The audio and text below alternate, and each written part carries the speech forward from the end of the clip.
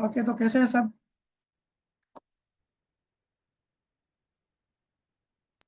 नमस्ते भैया, आपकी कृपा से। बढ़िया। अभी तो कोशिश यही है कि एवरी वीक लाइव सत्संग हो।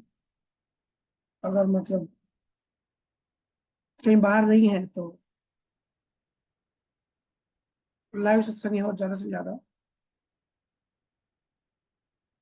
मैं एवरी वीक कोशिश करता हूँ कि गुरु महाराज की या किसी केवल ज्ञानी की कोई साखी लूं, क्योंकि बड़ा मजा आता है उनकी साखी। अभी भी आप कबीर सब सुन रहे थे, कितना कितना प्यारा और कितनी स्वीट। अबिदा की वॉइस स्वीट तो है ही, बट जो कबीर के दोहे में जो मीनिंग है, अगर उसमें डूब जाएंगे तो पता पड़ेगा कितना मीठा, कितना गहरा है। और ये गहराई ऐसी होती है कि इसमें डूबते ही जाए। पर सवाल, सभी लोगों के सवाल बहुत हैं। पूरा हफ्ता व्हाट्सएप पे, ईमेल्स पे, कॉल्स पे काफी सारे सवाल आते हैं, तो रह जाता है। इतने सारे सवाल लेना एक साथ भी 1 डेढ़ घंटे में पॉसिबल नहीं होता है। फिर भी मिक्स करके जितना फास्ट हम जा सकते हैं। किसी ने पूछा कि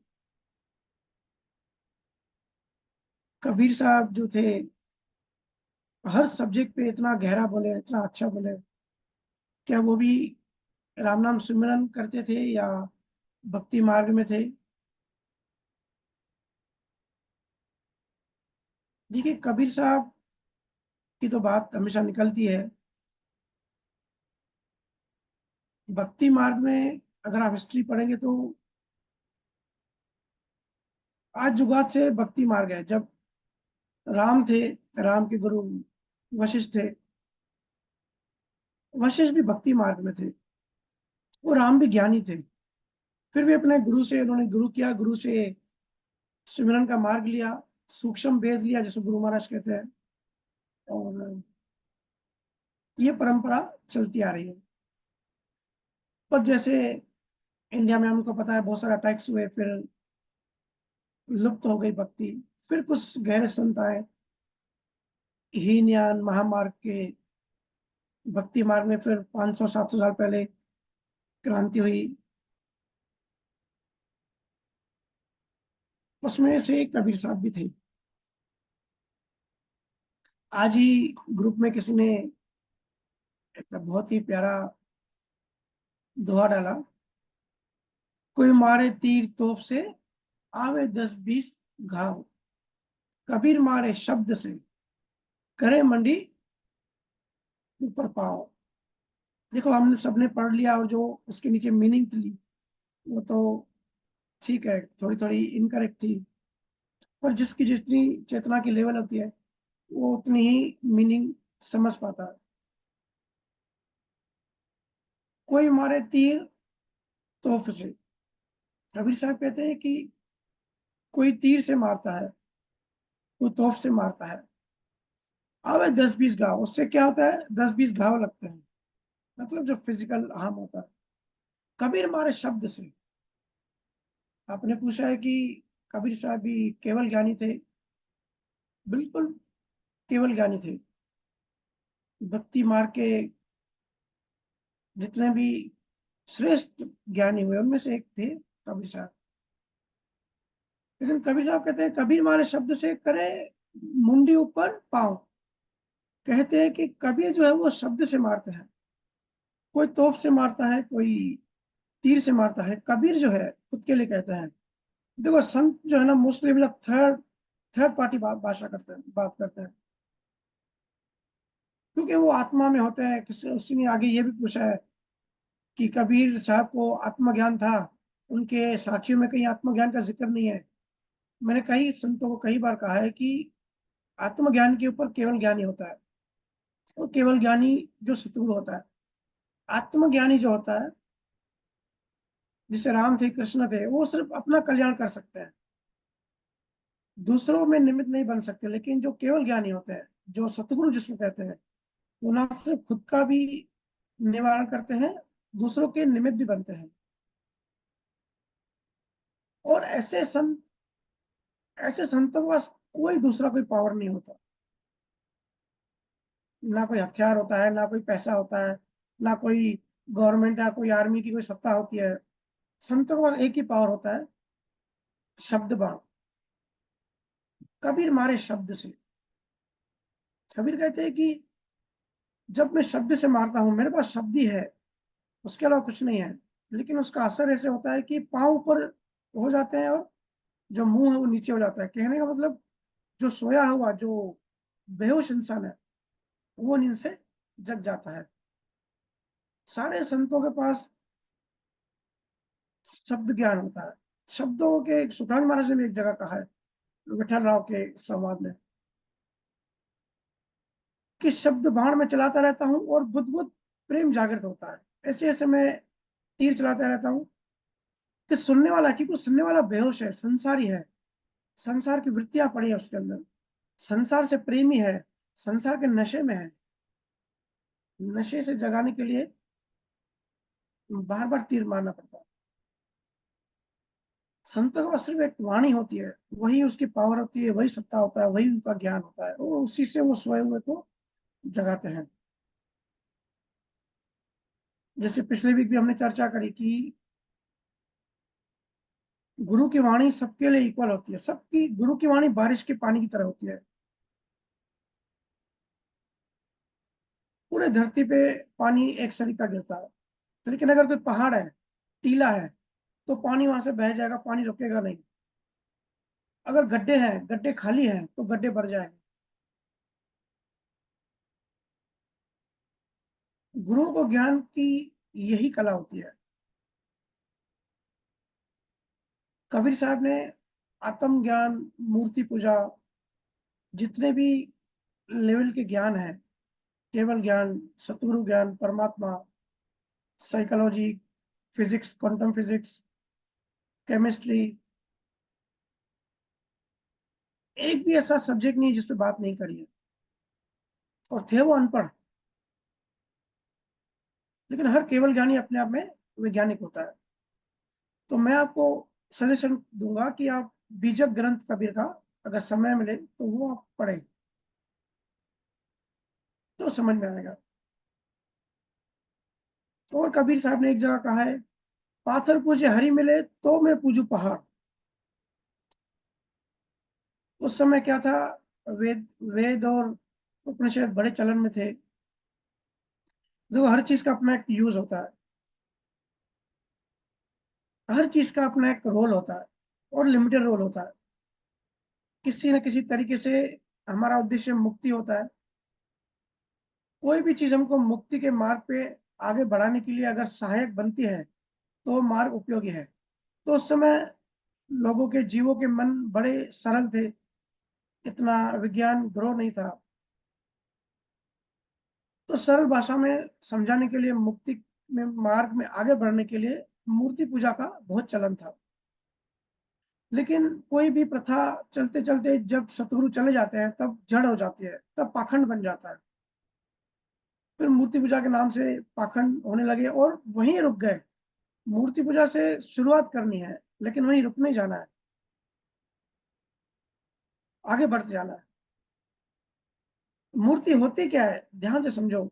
एक पत्थर होता है, उसमें आंखें गोद ली गई, उसमें अंदर कान बनाए, पत्थरों को गोद के। तो देखने वाला तो कहेगा कि ये तो सिर्फ पत्थर है, और आध्यात्मिक दृष्टि वाला कहेगा कि नहीं, ये परमात्मा की मूर्त है। साकार, उस निराकार परमात्मा का साकार ये रूप है। फर्स्ट स्टेज पे अंडरस्टैंडिंग समझाने के लिए, ताकि इस मार्ग में आगे बढ़ो। लेकिन गलती क्या होती थी उस समय की, वहीं रुक जाते थे। पहाड़ की पूजा को या पत्थर की पूजा को एक्सपांड नहीं किया। वो पूजा धीरे धीरे एक्सपांड होनी चाहिए, फिर हमारे अंदर आंतरिक जाना है। तो कबीर साहब हर सब्जेक्ट पे उन्होंने डिटेल में बात करी है। और ये जो भक्ति मार्ग है, ये आज जुगा से चलता आ रहा है और चलता रहेगा। ऐसे हिस्ट्री तो बहुत ज्यादा नहीं है, लेकिन यमुना आचार्य थे भक्ति मार्ग में।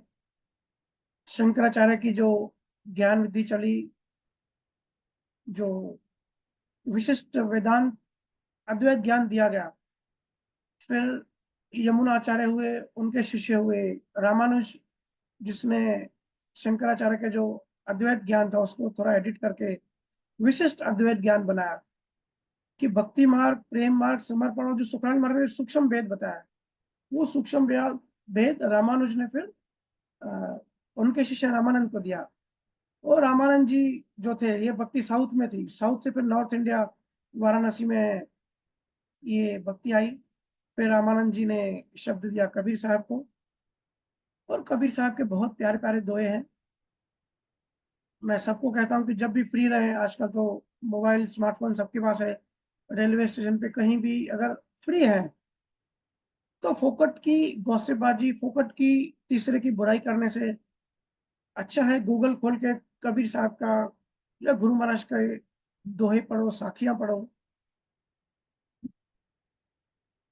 कुछ ना कुछ समझ में आता है। जितनी हमारी लेवल होगी उतना हम वहां से ग्रहण कर सकते हैं।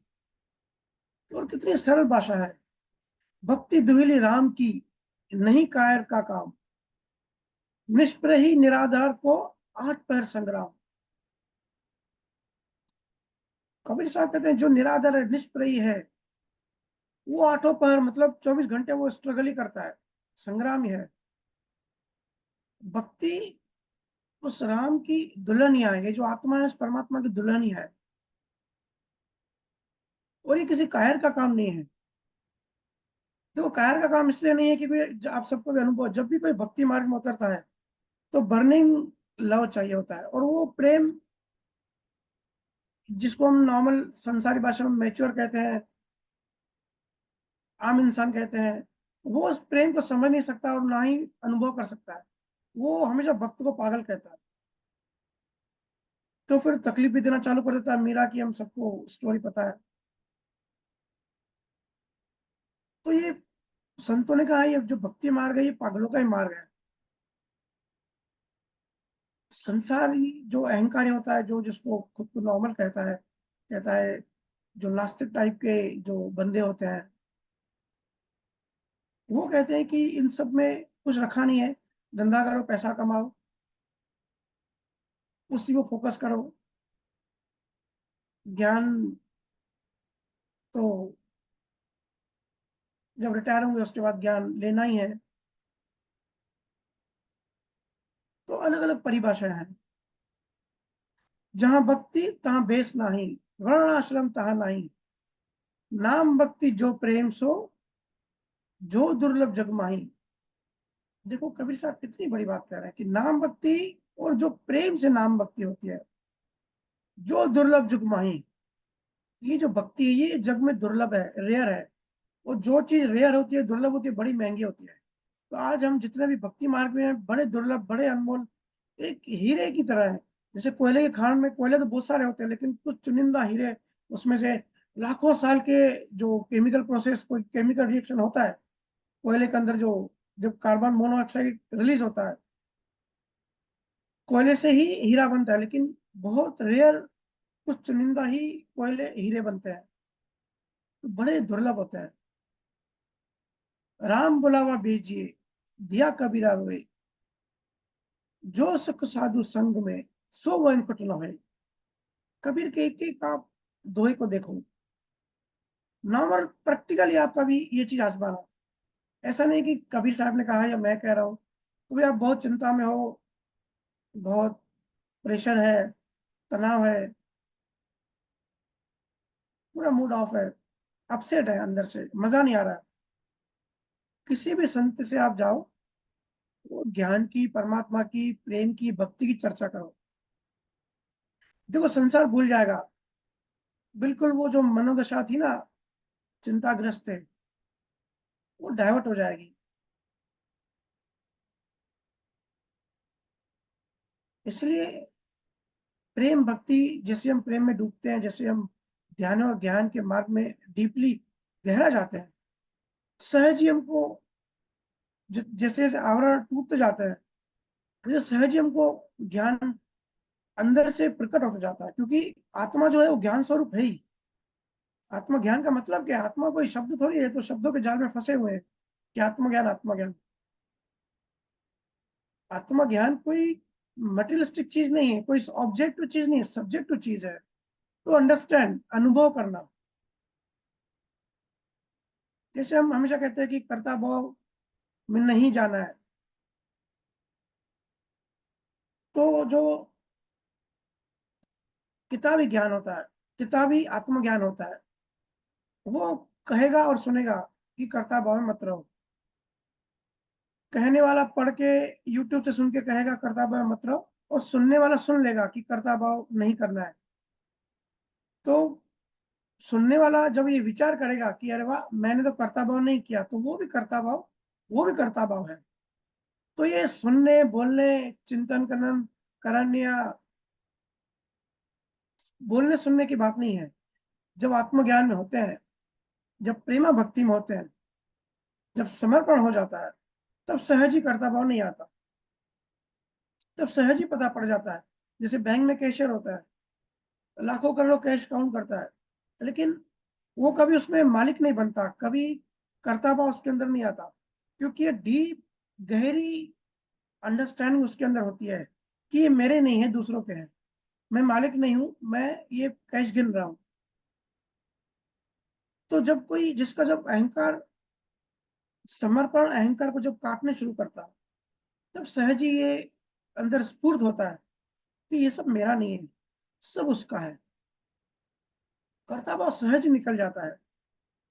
तो धीरे धीरे जो हम चर्चा करते हैं ज्ञान की, कि कुछ भी हमारे हाथ में नहीं है, सब प्रारब्ध कर्म में लिखा हुआ है, हम सब कठपुतलियां हैं। देखो, सबसे बड़ा 20वीं सदी का, 21वीं सदी का जो महान वैज्ञानिक था, अल्बर्ट आइंस्टाइन, कोई भी उसकी इक्वल उस समय नहीं था। बहुत सारी उसने डिस्कवरी दी, बहुत सारी उसने रिसर्च करी। क्वांटम फिजिक्स का जो बेसिक था, उस समय तो वो विकसित नहीं हुआ था, लेकिन बेसिक फाउंडेशन उसी ने दिया। फिर भी अंत समय में उसने कहा कि मैं खालिया जा रहा हूँ, मैं अध्यात्म में इतना आगे बढ़ नहीं पाया। हालांकि स्पेस स्पेस टाइम कर्व कैसे काम करता है, ग्रेविटी कैसे काम करती है, उसने डीप रिसर्च किया, उसके अंदर तलाश परमात्मा का ही थी। लेकिन परमात्मा अंदर नहीं जाके उसने बाहर खोज करी, तो उसने भौतिक विज्ञान की खोज करी। लेकिन अंदर में एक ललक थी, उसके अंदर प्रेम था, कहीं ना कहीं एक तीव्र इच्छा थी। तो मरते समय उसकी प्रार्थना थी कि मैं अगला जन्म जो लूं, ईस्ट में या भारत में जाऊं, और भारत में किसी न किसी गुरु के सानिध्य में रह के मैं अध्यात्म में ग्रोथ करना चाहता हूँ। जब किसी ने उससे पूछा कि नेक्स्ट जन्म में क्या करना चाहता है, तो समर्पण या प्रेम या प्यार, उसके अंदर भी क्यूरियोसिटी थी। उसने बहुत अच्छी स्टेटमेंट कही, जो एक वैज्ञानिक तो कह ही नहीं सकता है, जो आध्यात्मिक नहीं हो वो बोल ही नहीं सकता, लेकिन उसने कही क्योंकि उसकी अंडरस्टैंडिंग उस लेवल पर थी। उसने कहा कि मनुष्य वो कर सकता है जो वो चाहता है। देखो, हम हमेशा क्या चर्चा करते हैं कि इंसान के हाथ में कुछ नहीं है, सब कर्मों के हिसाब से हमारा जीवन चलता है। लेकिन अल्बर्ट आइंस्टाइन ने कहा कि इंसान वो कर सकता है जो वो चाहता है, लेकिन वो क्या चाहना करे, वो ये नहीं चाह सकता। मतलब ये चाहना उसके हाथ में नहीं है कि वो क्या चाह कर, वो क्या चाह करे। वो तो गुरु ने बताया कि हमारे अंदर जो चाहना आती है वो भी कर्मों से आती है। लेकिन इतनी डीप अंडरस्टैंडिंग एक साइंटिस्ट की, जो भौतिक वैज्ञानिक है, तो ये जीवन जो है किस प्रकार काम करता है, इसका गणित क्या है, मैथमेटिक्स क्या है, क्योंकि वो ऑब्जर्व करता था। वो किसी गुरु के सानिध्य में नहीं था, लेकिन ऑब्जर्वेशन बहुत जबरदस्त थी, बहुत हाई लेवल का आईक्यू था। हो सकता है पिछले जन्मों में भक्ति करी हो, पर पुण्यों के कारण कहीं कमी रह गई हो, या अंदर की इच्छा हो कि मैं वैज्ञानिक बनूं, फिर उस जन्म में वैज्ञानिक बना। लेकिन कहीं ना कहीं एक बेसिक अंडरस्टैंडिंग तो थी। लेकिन हम जो हमेशा चर्चा करते हैं कि जीवन की कैलकुलेशन क्या है, वो ऑब्जर्वेशन से हमको बहुत कुछ पता पड़ता है। अभी बीच में एक न्यूज आई थी कि एक कोलंबिया में एक प्लेन क्रैश हुआ। पता नहीं, आप सब न्यूज सुनते हैं तो फिर आधे में न्यूज छोड़ के, जो सुनते हैं वही सुन के फिर छोड़ देते हैं, उसके पीछे की रिसर्च नहीं करते। जो कि मैं हमेशा कहता हूँ कि उसके डीप में जाना चाहिए। ठीक है, न्यूज वाले क्या करते हैं, जब तक रेटिंग, टीआरपी रेटिंग उनकी बढ़ती है तब तक दिखाते हैं। अब लगता है कि इसके पीछे ही कहानी बताने का मतलब नहीं है, न्यूज़ पुरानी हो गई तो वो फिर दूसरी नई न्यूज़ दिखाते हैं। लेकिन ऑब्जर्व करना चाहिए हमको हर चीज़ के पीछे। जैसे प्लेन क्रैश हुआ कोलंबिया में, तो प्राइवेट फैमिली थी, मदर फादर उसी समय एक्सपायर हो गए। फादर इमीडिएटली एक्सपायर हो गए जो पायलट थे, और मदर 2 दिन बाद एक्सपायर हुई, वो जंगल में क्रैश हुआ। उसके 4 बच्चे थे, और बच्चे बिल्कुल छोटे थे, 9 साल का, 7 साल का, शायद पहले भी हमने चर्चा करी है इसकी। एक बच्चा तो 1 साल का था। 1 साल का मतलब दूध पीता बच्चा था। फिर भी देखो, वो 40 दिन तक जंगल में अकेले बच्चे भटकते रहे, और वो मरे नहीं। कुछ खाया नहीं, पिया नहीं, आर्मी उनको ढूँढती रही। तो आखिर 40 दिन बाद जंगल में आर्मी ने इनको ढूँढ लिया। लेकिन देखो कैसे लिखा हुआ, जब तक उनकी श्वास लिखी हुई थी तो कोई भी नहीं मरा। यहाँ कोई 3 दिन खाना नहीं खाया तो वो चला जाता है। या हेल्दी इंसान को भी हार्ट अटैक आ जाता है। वो वहाँ जंगल में 1 साल का बच्चा 40 दिन तक कुछ नहीं खाया और जिंदा था। तो कहने का मतलब ये गणित, ये कैलकुलेशन है कि सब लिखा होता है। तो ये ऑब्जर्वेशन से आता है। इसलिए हर चीज ऑब्जर्व करो। या हम जो दूसरे सब्जेक्ट पे हमेशा चर्चा करते हैं कि बीज और वृक्ष, ये भी कबीर साहब ने डिटेल में बताया कि बीज बिना कोई भी फल नहीं आता। और जो भी बीज हम जमीन में डालते हैं, वो जमीन की गहराई से आता है, और वो बीज बड़ा होते जाता है। हम भी चर्चा करते हैं ना, देखो कोई हमारा दुश्मन नहीं है। प्रकृति का नियम ऐसे है। प्रकृति के नियम के हिसाब से अगर हमको नियम नहीं पता, तो हम किसी को भी अपना दुश्मन मान लेते हैं या किसी को दोस्त मान लेते हैं। जैसे हमारी दृष्टि में दिखता है कि अगर कोई हमारे अकॉर्डिंग है तो हम दोस्त मान लेते हैं, हमारा प्यारा मानते हैं। कोई हमारे अकॉर्डिंग नहीं है तो उसको दुश्मन मान लेता है। लेकिन हमको उसके पीछे की साइंस नहीं पता, उसके पीछे के नियम नहीं पता कि प्रकृति बीज को बड़ा बना देती है, फल बना देती है। तो ये जो दोस्त दुश्मन दोस्त से जो रिश्ते हैं, ये सब फल है। ये कभी ना कभी हमने दोस्ती या दुश्मनी की होगी, उसका बीज पड़ा, उसका आज फल है। और भी कबीर साहब के, जब मैं, मुझे उनके ग्रंथ का नाम याद नहीं आ रहा है, लेकिन मन की साइंस बहुत जबरदस्त बताई है उसमें। फ्रायड तो अभी आया। सिगमंड फ्रायड को हम साइकोलॉजी का फादर मानते हैं, लेकिन वो गलत बात है। कबीर साहब है फादर साइकोलॉजी के। मैं ढूंढ के आपको नाम बताऊंगा, आप वो कबीर के बाद साखियां पढ़ना और समझना कि कितनी मन के ऊपर कितनी डिटेल कबीर साहब ने बताई है। और हर एक सब्जेक्ट पर उस समय जो जो अंधविश्वास थे, क्योंकि हर संत उसके प्रेजेंट समय में क्या क्या लोग कहाँ भटक रहे हैं, क्या गलती हो रही है। जैसे उस समय बाल काटने का बहुत रिवाज था, आज भी है, लेकिन उस समय तो बहुत ज्यादा था। कबीर साहब की साखी है, केशो क्या बिगाड़ियो जो मुंडे 100 बार, मन काहे ना मुड़ते जामे बड़े विकार। कबीर साहब कहते हैं कि केशो क्या बिगाड़ियो, आपके बालों ने क्या बिगाड़ा है कि बार बार मुंडवाते हो। मन काहे ना मुंडते, मन को क्यों मुंडवाते नहीं हो। जामे बड़े विकार, जिसमें विकार है, जिसमें असली अंदर पिछले जन्मों के विकार, संस्कार, मेमोरीज, बीज, हमारे सोचने समझने का जो तरीका है वो बीज से आता है। वो बीज कहाँ पड़े, हमारे मन में पड़ा है। तो कबीर साहब कहते हैं, बीज आप सर क्यों मुंडवाते, बार बार अपने मन को मुंडवाओ। बहुत गहरी बात है अगर जाएंगे तो। इसकी पूरी श्रृंखला है कि मन को मुंडवाना चाहिए, और मन को क्यों मुंडवाना चाहिए, मन के अंदर क्या होता है। इसके पीछे वो जो श्रृंखला है कबीर साहब ने डिटेल में बताया है। देखो मेरे से भी लोग पूछते हैं, ये सब प्रथाओं के पीछे कुछ ना कुछ मैसेज होता है। अभी तो क्या, कोई एक्सपायर हुआ तो व्हाट्सएप पे डाल देते हैं कि इसकी जो है लास्ट राइट, लास्ट जो यात्रा है वो इस जगह पर इस समय से होगी, या फेसबुक पे डाल दो, व्हाट्सएप पे डाल दो, पूरे शहर को पता पड़ जाता है। रिलेटिव्स एक दूसरे का स्टेटस देखते ही हैं कि भाई कौन क्या कर रहा है, उसने क्या फोटोज डाली, कौन कहाँ घूम रहा है, ये तो सब देखते ही रहते हैं। तो उसमें पता पड़ जाता है कि ये इंसान एक्सपायर हुआ, इसकी जो लास्ट राइट्स है वो इस दिन है, इसका जो तीसरा है चौथा है वो इस दिन है। उस समय तो व्हाट्सएप नहीं था। तो बाल मुंडवाने का इसलिए सिस्टम था कि गांव को पता पड़ा कि इसके फैमिली में से घर में कोई ना कोई एक्सपायर हो गया। या पहले वेंकुटी निकालते थे। वेंकुटी आज भी आप देखेंगे राजस्थान में, खास करके जो रामसनई या जो रामद्वारे से जुड़े होते हैं, जो रामसनई होते हैं, ये भी उस समय से ये प्रथा चलती आ रही है कि अगर कोई, पहले तो ऐसा था कि कोई भी अगर एक्सपायर होता था पर्टिकुलर कम्युनिटी से जो बिलोंग करता था, तो वेंकुटी निकालते थे, मतलब लाश को, बॉडी को सजाते थे अलग अलग तरह के, उसको अलग अलग ढंग से सजाते थे ताकि पता पड़े कि कौन सी जाति का है। फिर जब जाति का थोड़ा अज्ञान कम हुआ, तो जो रामसनई है, आज भी रामसनई जो शरीर छोड़ते हैं ना, बहुत जगह पे वेंकुटी निकालते हैं।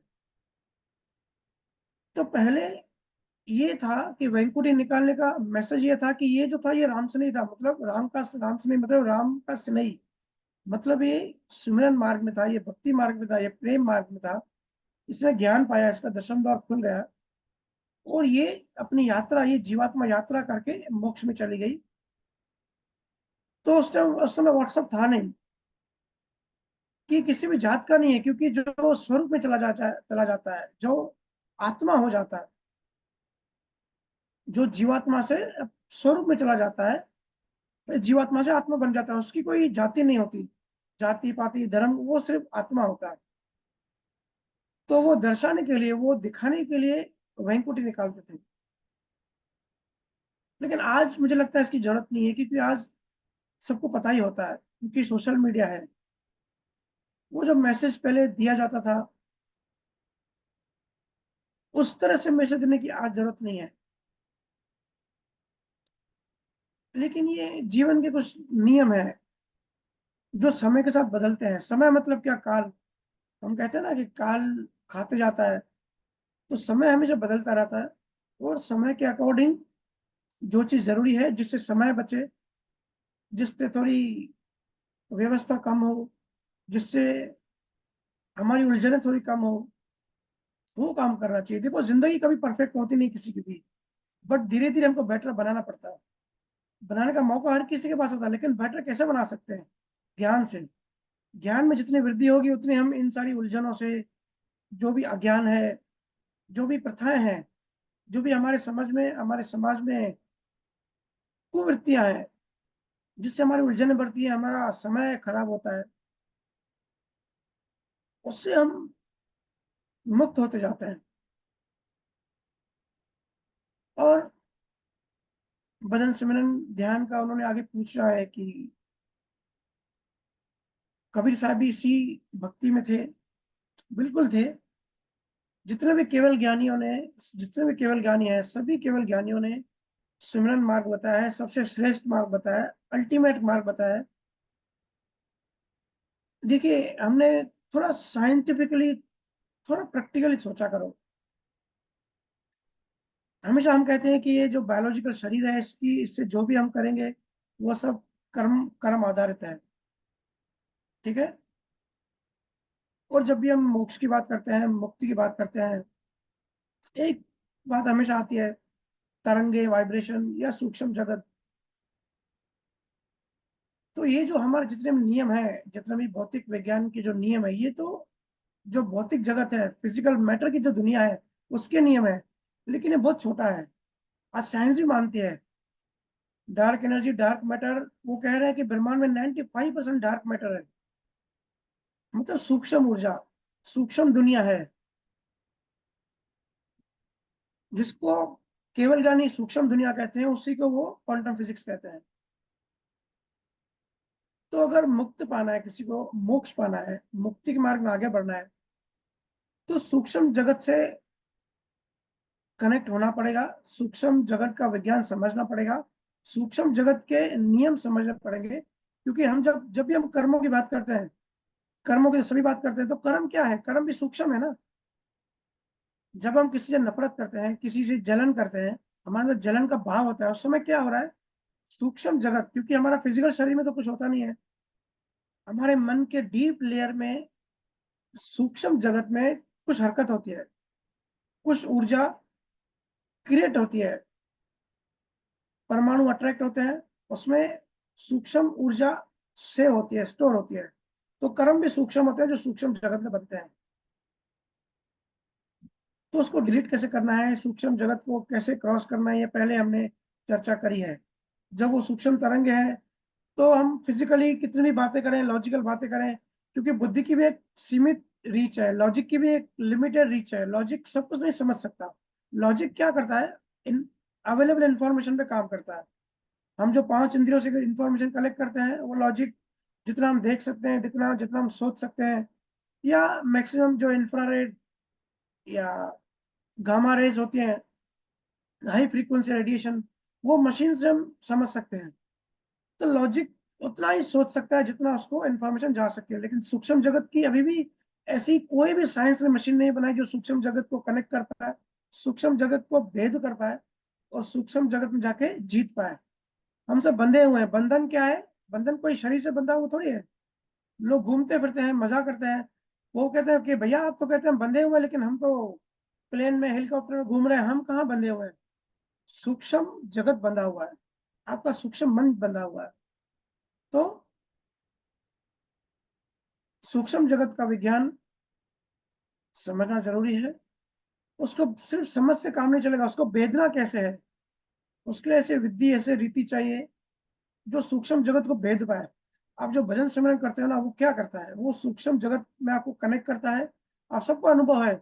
आप कहते हैं ना कि भैया हम जब भी भजन सिमरन करने बैठते हैं, ध्यान में बैठते हैं, ऐसा लगता है आसपास कोई है, आसपास कोई ऊर्जा है, आसपास कोई हमारे साथ भजन सिमरन कर रहा है, या आसपास हमको ऐसा अनुभव होता है कि दूसरे डायमेंशन में चले गए। ये क्या है? ये सूक्ष्म जगत है। ये लॉजिक आदमी को समझ नहीं आएगा। तो बड़ी इंपॉर्टेंट साधना है, बिल्कुल साइंटिफिक है।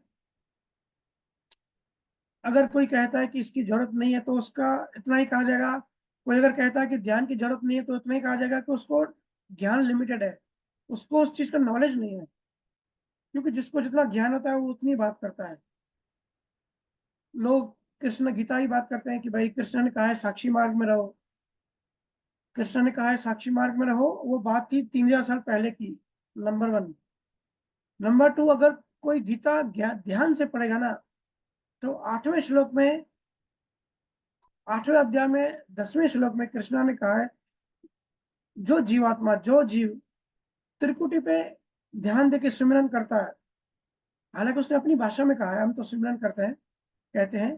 कृष्ण ने कहा है जो दोनों आंखों के बीच थोड़ा ऊपर फोरहेड पे अपने प्राण ऊपर ले जाता है, और वहीं अगर देह त्याग करता है, तो वो मुझे पाएगा। तो प्राणों को ऊपर कैसे ले जाएंगे? ध्यान से।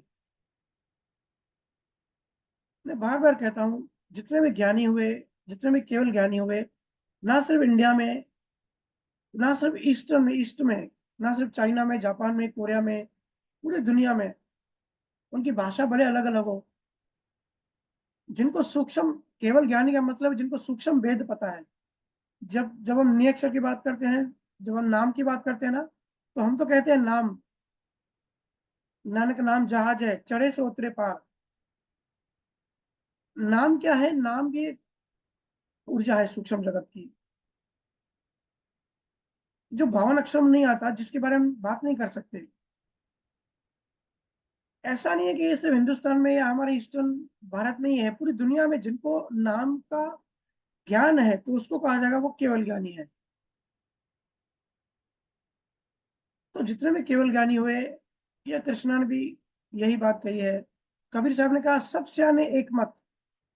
सियाने मतलब जितने भी ज्ञानी हुए, जितने भी ज्ञानी है ना, असल ज्ञानी, उन्होंने एक ही बात कही है, सब सियाने एक मत, कि ध्यान करना है गुरु के सानिध्य में रह के। राम के गुरु थे गुरु वशिष्ठ। वशिष्ठ ग्रंथ में अगर डिटेल में जाएंगे, तो बड़ी रोचक उन्होंने बातें कही हैं उसमें।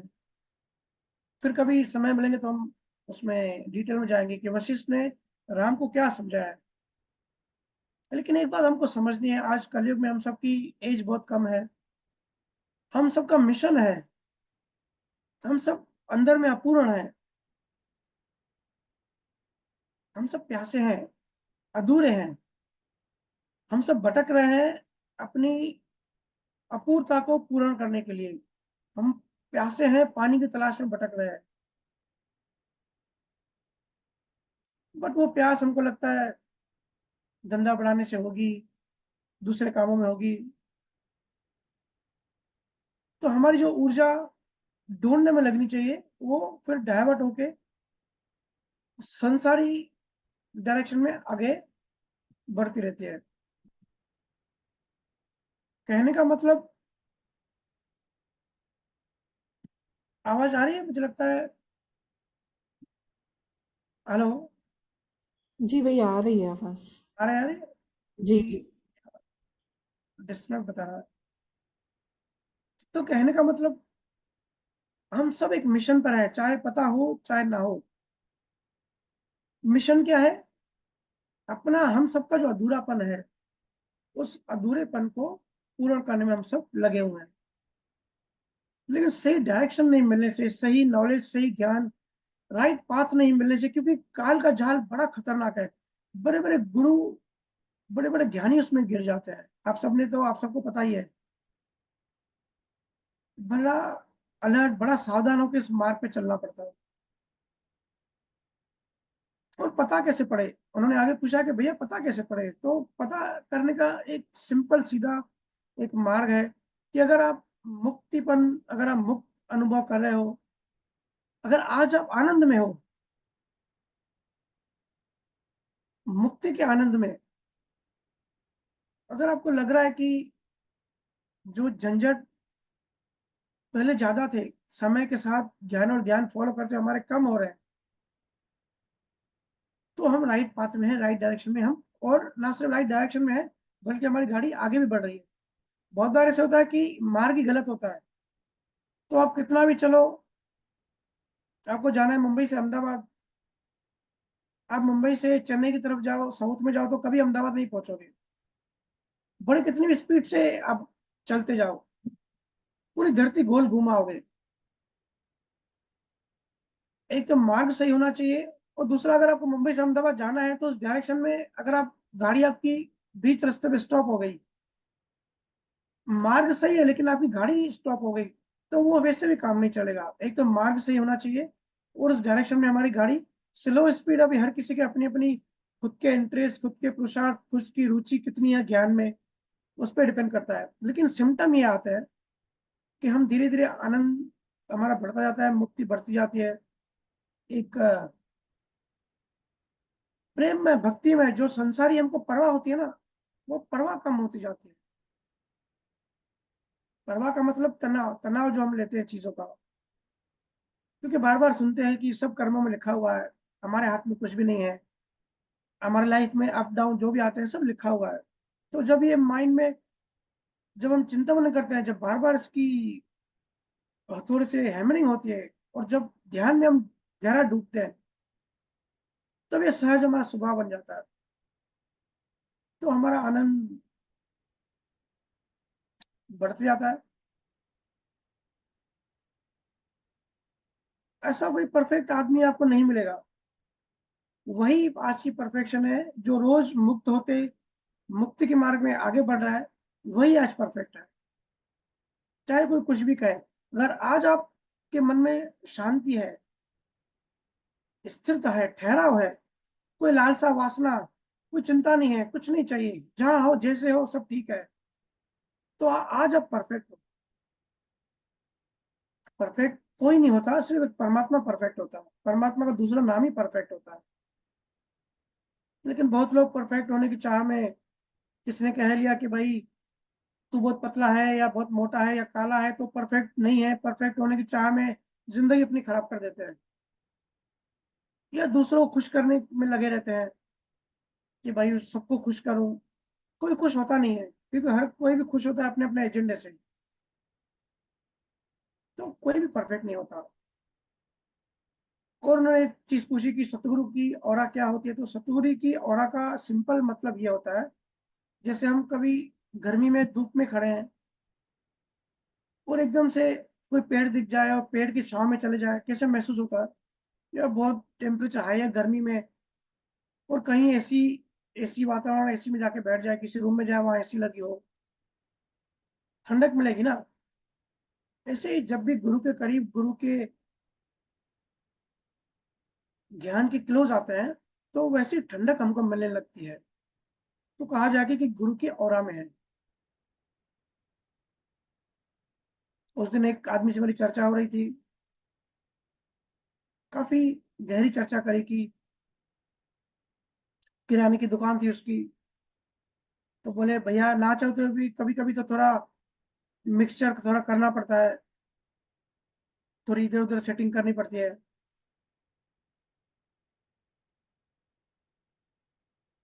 बोले बहुत कभी कभी नुकसान हो जाता है। मैंने कहा कि आप जितने पार्टनर्स हो, वो तो बिजनेस में पार्टनर हो, सब चिंता करते हो, लेकिन आपकी वाइफ भी आपकी एक पार्टनर है। वाइफ से जाके पूछो कि वो क्या फील करती है। बच्चे भी आपके पार्टनर है, वो क्या फील करते हैं। अगर आपका बिजनेस नहीं चल रहा है तो आप चीटिंग के भाव आ जाते हैं, बेईमान करें, तो वो भी क्या चिंता करते हैं, उनको जाके पूछो। बोले नहीं भैया उनको क्या फिक्र, उनको बस इतना है कि पैसा लाना, स्कूल की फीस भरना पापा की जिम्मेदारी है, तो फिर हमारी जिम्मेदारी तो हमको करना पड़ता है। एक तो ये आ गया देखो कर्ता भाव, कि हमारी जिम्मेदारी हम करने वाले हैं। कर्ता भाव में भी अगर इच्छा पूरी नहीं हो रही है तो फिर बेईमानी का भाव। तो ये बात समझो, कर्म सिर्फ आपके बन रहे हैं, भोगना भी आपको ही पड़ेगा। और जो मिक्सचर करता है, बहुत हेवी बहुत भारी कर्म बनते हैं। मोस्टली उनका रिजल्ट ये आता है कि नेक्स्ट जन्म में वो जो मेंटली इम्बैलेंस हम लोग देखते हैं ना, मेंटल हॉस्पिटल में जो होते हैं, एक जीवन हमको उस टाइप का मिलता है। तो अगर कोई भी किसी भी तरह की इस बेईमानी में है, तो आज से वो बेईमानी छोड़ दें और कोशिश करें कि ज्यादा से ज्यादा चिंता मनन करें।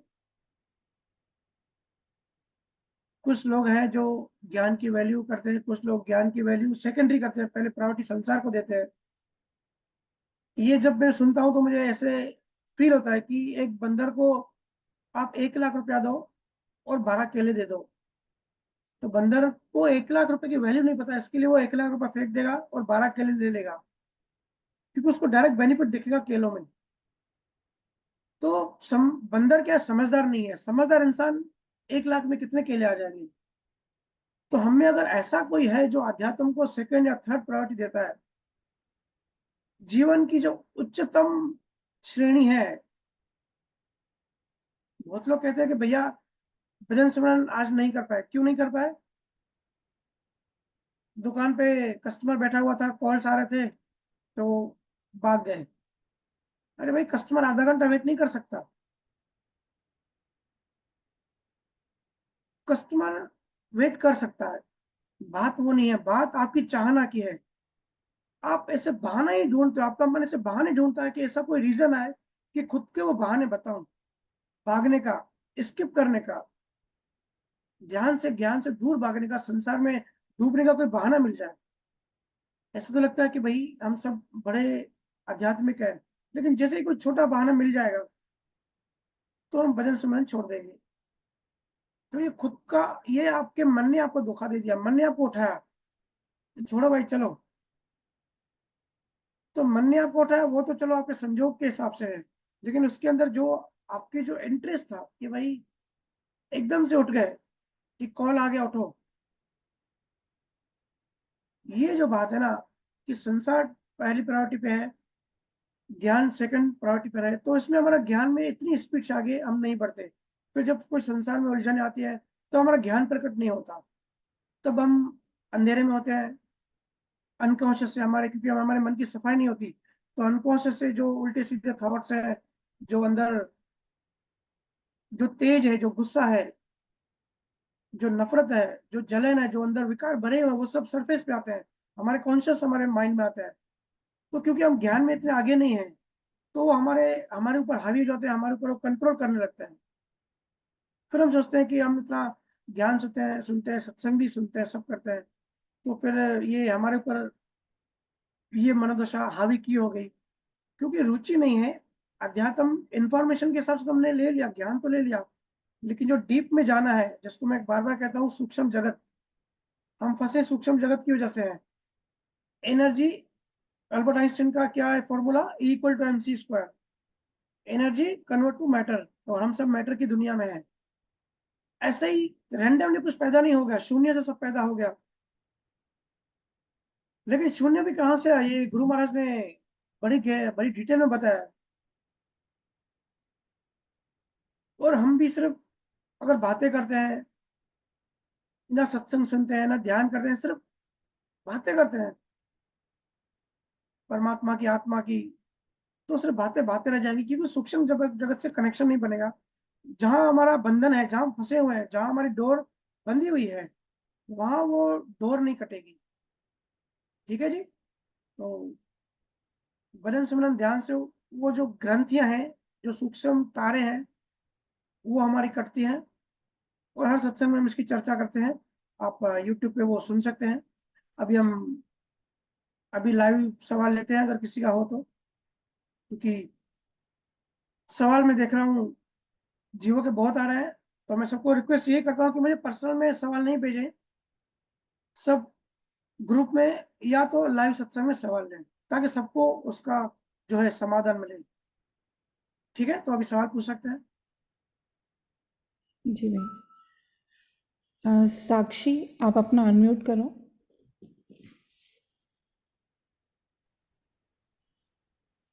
राम राम भैया। राम राम। कैसे भैया? मस्त, आप कैसे हो? मैं अच्छी हूँ भैया, एकदम मस्त। भैया मेरा सवाल है कि मैंने किसी सत्संग में सुना था कि जीव सिर्फ 10-15% ग्रो होता है। तो फिर भैया कर्मों का क्या होगा? मतलब उतने ही कर्म बनेंगे अगर 10-15% ग्रो होगा इंसान, तो फिर मोक्ष कैसे मिलेगा? अभी इस वीक ये क्वेश्चन और भी जीवन मेरे से पूछा। देखिए, पता नहीं कहाँ से सुन आते हैं, या यूट्यूब पे भी ऐसा बहुत सारे ज्ञान है कि कितनी भी मेहनत करो एक जीवन में मोक्ष नहीं मिलेगा, या कलयुग में मोक्ष नहीं मिलेगा, या 10-15% ही आप डेवलप हो सकते हो। ऐसा नहीं है। ये जिनको जिनको किताबी ज्ञान है, वो ऐसी बातें कहते हैं। अनुभव ज्ञानी को पता है। ऐसा कोई फिक्स पैटर्न नहीं है कि अगर आप अध्यात्म में आप पूरा अगर डूबे हुए, पूरी आपकी रुचि है, पूरा इंटरेस्ट है, पूरे भक्ति मार्ग में आप लय हो, आपकी श्रुति परमात्मा में ही है, फिर भी 10% ग्रो हो गए, 10% डेवलप हो गए, ऐसा नहीं है। हम जितना पुरुषार्थ करेंगे, जितना इंटरेस्ट देंगे अध्यात्म में, जितनी मेहनत करेंगे आंतरिक मेहनत, उतना हम ग्रो हो सकते हैं। ऐसा फिक्स पैटर्न नहीं है। हम एक जन्म में चाहे तो 80% भी हो सकते हैं, 90% भी हो सकते हैं, 99% भी हो सकते हैं, 100% भी हो सकता है। 10%, 15%, ऐसा कोई फिक्स पैटर्न नहीं होता कि हम कितनी भी मेहनत कर लें एक जीवन में, एक जन्म में, तो हम 10% ही ग्रो होने वाले हैं, फिर नेक्स्ट जन्म में हम ग्रो होंगे। ये पता नहीं आप कहाँ से सुन के आते हो। कबीर साहब ने, गुरु महाराज ने क्या कहा है? गुरु महाराज ने कहा है जिनको शब्द मिल गया वो मैक्सिमम 3 जन्म में उनको मोक्ष मिल जाता है।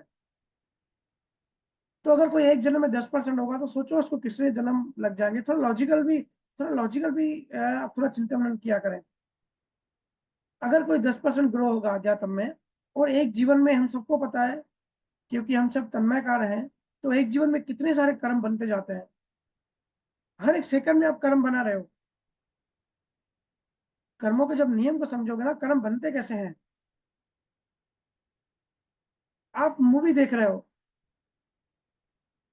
आपको शाहरुख खान का कोई सीन बहुत अच्छा लगा, एकदम नशे में तन्मयकार होके आपने मूवी को, सीन को एंजॉय किया, आपका कर्म बन गया। अब रोड पे जा रहे हो, दो लोग आपस में लड़ाई कर रहे हैं, आपका कुछ नहीं है, जैसे सब देखने में मजा लेते हैं, आपने देखा लड़ाई हो रही है, आपने अपना ओपिनियन दिया कि ये बेवकूफ है, या इसकी गलती है, या इसकी गलती नहीं है, इसको ऐसी गाली नहीं देना चाहिए, इसको ऐसे नहीं बोलना चाहिए, आपका कर्म बन गया। और हमेशा हम यही गलती करते हैं, दो लोग आपस में एक दूसरे से कर्मों की लेन देन पूरी करते हैं और हम बीच में अपने कर्म बना देते हैं। ऐसा होता है ना, बिना जरूरत के हम बीच में कूदते हैं। अगर हमारा उद्देश्य है कि भाई शांति बनी रहे, वो एक अलग बात है, वो करना चाहिए। लेकिन एक मजा लेने के चक्कर में, या कोई समझो कोई निंदा करता है, ये कहना आजकल जियो फोन फ्री है, जो फ्री है, जो फुकट बैठे हैं, जिनको ज्ञान में इंटरेस्ट नहीं है, लगाते हैं फोन, उसके अंदर एनर्जी भर गई कि भाई किसी की निंदा करे, किसी की बुराई करें, तो उसने अपना फोन उठाया, कॉन्टेक्ट में देखा। क्योंकि देखो, हम सबकी दुनिया क्या है, हम सबकी दुनिया हमारे फोन कॉन्टेक्ट है, हमारे मोबाइल में जितने कॉन्टेक्ट है वही हमारी दुनिया है, उसके बाहर तो है नहीं। तो अपनी दुनिया में हम देखते हैं कि कौन बंदा फ्री होगा, या व्हाट्सएप पे देखते हैं या ऑनलाइन है, लगा लिया कॉल, और अपनी ऊर्जा, अपना कचरा मन का जो था वो उतार दिया, किसी की बुराई कर ली, किसी की निंदा कर ली, तो हमको लगता है बड़ा रस लिया, बड़ा मजा आया। तो करने वाले ने भी मजा लिया और सुनने वाले ने मजा लिया। क्योंकि बुराई बुराई सुनने में मजा क्यों होता है पता है? बुराई का मतलब ये होता है कि वो इंसान खराब है तो अहंकार बोलता है देखो मैं अच्छा हूं। ऐसा लगता है कि देखो वो इंसान कितना खराब है, तो इसका डीप में अहंकार हमको एक रस देता है कि वो खराब है मतलब मैं अच्छा हूं, तो हमारा मैं बढ़ता है, और हमारे बिना जरूरत के हमारे कर्म बन जाते हैं। तो एक जीवन में कितने सारे हम कर्म बना देते हैं सूक्ष्म जगत में, अपने मन में कितना कचरा जमा कर देते हैं। अब ग्रोथ हुई 10% आध्यात्म में, हमारी समझ बढ़ी 10%, वो जो ज्ञानी ऐसा कहते हैं उनके अकॉर्डिंग। और आप सब सवाल भी नहीं पूछते वहां पे, लॉजिकल प्रैक्टिकल, कि अगर एक जन्म में सिर्फ 10% ग्रो होंगे और हर एक सेकंड में हमारे कर्म बन रहे हैं, फिर तो जीवन में हम भटकते रहेंगे, कभी मोक्ष मिलेगा ही नहीं, कर्मों का बोझा बढ़ जाएगा और छुटकारा तो मिलेगा ही नहीं। और सभी ज्ञानियों ने कहा है कि मोक्ष तब तक नहीं मिलेगा जब तक कर्म जीरो नहीं होते, तीनों टाइप के कर्म जीरो नहीं होते। तो ऐसा फिक्स पैटर्न नहीं है कि 10 से 15% कोई ग्रो हो, कोई 80%, 90%, 100%। एक जीवन में कोई जानवर है, लेकिन गुरु का सानिध्य मिला और उसकी रुचि लग गई आंतरिक, तो जानवर से परमात्मा ही बन सकता है। जीरो चेतना से 100% चेतना भी बन सकता है। और कोई पशु भी बन सकता है। जब कोई पशु की ये कर्म बनाता है, पशुता के कर्म, संगति में आके या किसी भी कारण से, माहौल की वजह से मन पे असर पड़ता है, तो पशुता के कर्म बन जाते हैं। तो प्रकृति के हिसाब से फिक्स पैटर्न नहीं होता। एक जीवन में आप 100% भी हो सकते हो, 20% भी, 50% भी। ये डिपेंड करता है हमारे पुरुषार्थ पे, हमारे इंटरेस्ट पे, हमारी रुचि पे, हमारी संगति पे, हमारे मन पे कैसा असर है, और अल्टीमेट चीज हमारा अनुभव। क्योंकि मोक्ष तो, मुक्ति तो हमारा अनुभव ज्ञान ही करता है। जो यूट्यूब पे इधर उधर ज्ञान सुनेगा वो ऐसी बातें करेगा कि 10%, 15% हो सकता है। जिसको खुद का अनुभव ज्ञान होगा उसको पता है कि प्रकृति में ऐसा नियम नहीं हो सकता। प्रकृति का एक ही नियम है, जो मेरे से लिया है, जो क्योंकि जीवात्मा बन गई, नौ तत्व लंग शरीर बन गया, वो प्रकृति का पार्ट है। तो वो शरीर बन गया, फिर उसने ऊर्जा क्रिएट करी, तो प्रकृति कहती है भाई जो ऊर्जा तूने मेरे से ली है, कर्मों का लोन लिया है, वो जब वापस जीरो करेगा तब चेतना को रिलीज करती है। चेतना सहज में रिलीज हो जाती है, तब काल उसको पकड़ता नहीं है, समय स्पेस एंड टाइम के बियॉन्ड चला जाता है। इसको शुक्राचार्य महाराज पार ब्रह्मा कहते हैं। तो ऐसी अवस्था कैसे आएगी? जितनी हम पुरुषार्थ करेंगे उतना हमको अंडरस्टैंडिंग बढ़ेगी, हमको समझ में आएगा। जितनी हमारी समझ बढ़ेगी उतनी हम कर्म कम बनाएंगे, दूसरों में इन्वॉल्वमेंट कम होंगे। बाहर से जितना, जैसा हमारा जीवन है, जो भी जिम्मेदारी है, जिम्मेदारी से, ईमानदारी से करेंगे, लेकिन अंदर में तन्मयकार नहीं होंगे, फिर अंदर में रस नहीं मिलेगा। अभी आप सब जो जीव ग्रह हो गए, सब कहते हैं ना कि भैया अभी वैसा रस नहीं मिलता है किसी की गॉसिप सुन के, या ऐसा लगता है कि अगर कोई गॉसिप कर रहा है तो वहां जाने का मन नहीं होता, और परिवार की मजबूरी की वजह से कभी कभी बैठना ही पड़ता है, लेकिन अंदर में कनेक्शन नहीं होता। तो वो देखो, आपका ज्ञान, आपकी प्रज्ञा, आपका विवेक आपको बचा रहा है। फोकट की बुराई सुनने से आपका जो प्रज्ञा है ना, आपका जो विवेक है, उसने दरवाजा बंद कर दिया, फिर आप अंदर से कनेक्ट नहीं होते। अब पारिवारिक मजबूरी है, माँ बाप बैठा है, या रिलेटिव बैठे हैं, पति पत्नी, भाई बहन बैठे हैं, या जीजा जी, बुआ के जो इस टाइप के रिलेशन होता है कि रिस्पेक्ट करनी पड़ती है, अभी वो किसी की बुराई कर रहे हैं तो सुननी पड़ती है। लेकिन मुझे बड़ा आनंद, बड़ी खुशी होती है कि आप सब जीव जब मुझे कहते हैं कि भैया अभी निंदा सुनने में उतना मजा नहीं आता, ऐसा लगता है किसी दूर चला जाऊं, तो ये आपका विवेक आपको प्रोटेक्ट कर रहा है कि नया कर्म नहीं बने। तो जितनी ग्रोथ होती है उतने आपके कर्म, जो क्रियान्वयन कर्म है, वजन सुमन से वो कट जाते हैं, नए कर्म बनते नहीं है। पिछले कर्मों को जैसे जैसा अगर हमारा भारी प्रारब्ध है तो वो प्रारब्ध में हमारे नए कर्म नहीं बनते, हम तन्मयकार नहीं होते हैं। हर पल हमारा डिफेंस होता है, एक प्रोटेक्शन लेयर लग जाता है, एक वॉल बन जाती है, जिसको ज्ञान चक्षु कहते हैं ना। आंतरिक हमारी बुद्धि खुल जाती है कि ये बात हमको फंसा रही है, इससे दूर हो जाओ। और तीसरी चीज, जो संचित कर्म, जो जब हम अज्ञानी थे तब संचित कर्म हमने बना दिए। जब ज्ञान अग्नि, हम जब इतने उज्जवल हो जाते हैं कि ज्ञान अग्नि प्रकट हो जाती है, तो उस ज्ञान अग्नि से वो जो वेयर हाउस है, वो जो गोडाउन है, वहां पिछले जन्मों के लाखों कर्म पड़े हुए हैं, वो कर्म पल में जल जाते हैं। तो इस तरह से तीनों टाइप के कर्म जीरो हो जाते हैं, हमारी आध्यात्मिक डेवलपमेंट 100% हो जाती है, और लोन का हिसाब किताब पूरा हो जाता है, तब जाके कोई मोक्ष में जाता है। ठीक है जी। तो ये प्रोसेस है, ये हमने कई बार चर्चा करी है। तो ऐसे ब्रह्म में मात्र है कि 10% 15% होते हैं, ये डिपेंड करता है हमारे पुरुषार्थ पे। और ये भी कुछ जैनों के ग्रंथ में कहा जाता है, हालांकि तीर्थंकरों ने ऐसा नहीं कहा, लेकिन बाद में जो एडिटिंग होती रहती है उसमें से कहीं ना कहीं मुझे हालांकि लगता है कि ये भी नहीं लिखा होगा, लेकिन कई लोग अपने पर्सनल बेनिफिट के लिए कहते हैं कि कलयुग में कितनी मेहनत कर लो मोक्ष नहीं है। ऐसा फिक्स पैटर्न नहीं है, कोई सत्युग में है या कलयुग में है। अगर आप अपना अनुभव ज्ञान बढ़ा रहे हो तो आपको मोक्ष मिल जाएगा, कोई रोक नहीं सकता। अगर कोई सत्युग में है, रावण था, रावण क्या था? सत्युग में था ना। दुर्योधन कब था? कृष्ण के ऑपोजिट था। तो अगर ऐसा नियम होता था तो उनको मोक्ष मिलना चाहिए था ना। किसी भी युग से मोक्ष का कोई कनेक्शन नहीं है। मोक्ष का कनेक्शन ज्ञान अनुभव से है। ज्ञान हमारा अनुभव बन जाना चाहिए, चाहे अब कलयुग में हो। अभी हम सब, हो सकता है शरीर छोड़ के हम जब दूसरी सृष्टि होगी तो हो सकता है हम तब आए, या तीन लोक में जहाँ अलग अलग स्टेशन हैं, स्वर्ग लोक है, नर्क लोक है, पाताल है, अलग अलग हम भटक रहे हैं। तो ऐसा कोई ऐसा नियम नहीं है कि इस युग में, इस सन में हमको मोक्ष मिलेगा या नहीं मिलेगा। ये डिपेंड करता है हमारे ज्ञान अनुभव। अगर आप सतयुग में हो, ज्ञान अनुभव नहीं है, तो आपको मोक्ष नहीं मिलेगा। अगर कलयुग में हो और ज्ञान अनुभव होगा तो मोक्ष मिलेगा। डिपेंड करता है हमारा अनुभव पे। अपने अनुभव पे जोड़ दो, हमारा अनुभव ही हमको छुड़ाता है। हमको अनुभव इंडिपेंडेंट करता है। देखिए अभी जो जीव सुन रहे हैं, अनुभव कर रहे हैं कि हर चीज में हम धीरे धीरे इंडिपेंडेंट बनते जाते हैं, किसी पे डिपेंड नहीं है। तो धीरे धीरे ये जो इंडिपेंडेंस आती है, फिर जो हम गुरु से ज्ञान सुनते हैं, एक पॉइंट से एक पॉइंट पे हम गुरु पे भी डिपेंड नहीं रहते, गुरु से भी छुटकारा हो जाता है। फिर इस गुरु की आज्ञा अनुसार हम वो जो ज्ञान गुरु से सुना है, और जब हम मैच्योर हो जाते हैं, तो लायक हो जाते हैं, और हमारे कर्मों में भी अगर भारत में ऐसा संजोग बनता है तो वही ज्ञान हम आगे शेयर करते हैं। ऐसे हम उसके लायक बनते हैं, पात्र बनते हैं। लेकिन पहले हमको इंडिपेंडेंट बनना होता है। अगर कोई बीमार है तो डॉक्टर, बीमार डॉक्टर दूसरे को बीमार को ठीक नहीं कर सकता, एक हेल्दी डॉक्टर बीमार को ठीक कर सकता है। तो पहले अनुभव ज्ञान हमको आना चाहिए, वो अनुभव ज्ञान इंडिपेंडेंट करता है। हर चीज का जो समाधान है वो हमको सहजी, जो अंदर नियक्षर है, उससे हमको पता पड़ते जाता है। तो जब हम इस यात्रा में आगे बढ़ते रहते हैं,